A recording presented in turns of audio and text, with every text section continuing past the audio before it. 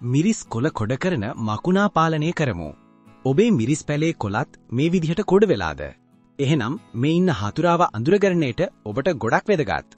මොහු තමයි මිරිස් වගාවේ දලු සහ කොළවල යුෂ උරාබොන මිරිස් කොළ කොඩ කරන මකුණා නැතිනම් කැප්සිඩ් බග් ලෙස හඳුන්වනවා. සතාගේ හානිය හඳුනා ගැනීම.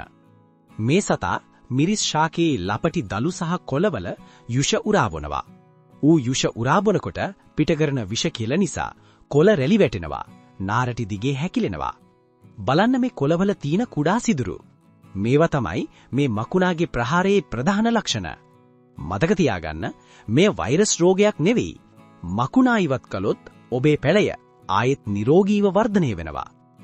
මොහුව පාලනය කරන්නේ කොහොමද? වගාවේ සතුන් නඩු නම් උදෑසන කාලයේදී ඔවුන්ව අතින් අල්ලා විනාශ කරන්න පුළුවන්.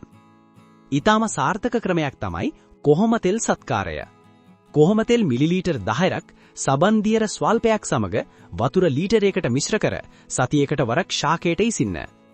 කහ පැහැති ඇලෙන සුළු උගුල් yellow sticky traps වත්ත වටා තැබීමෙන් මේ පියාඹන්න මකුණන් පහසුවෙන් අල්ලා ගන්න පුළුවන්. හානිය ඊටම දරුණු නම් පමණක් කෘෂිකර්ම උපදේශකවරයෙකුගේ උපදෙස් මත සුදුසු කෘමිනාශකයක් භාවිතා කරන්න. මේ වගේ වටිනා තොරතුරු දිගටම දැනගන්න අපේ channel එක subscribe කරන්නත් අමතක කරන්න එපා. සියලුම දෙනාටම තෙරුවන් සරණයි.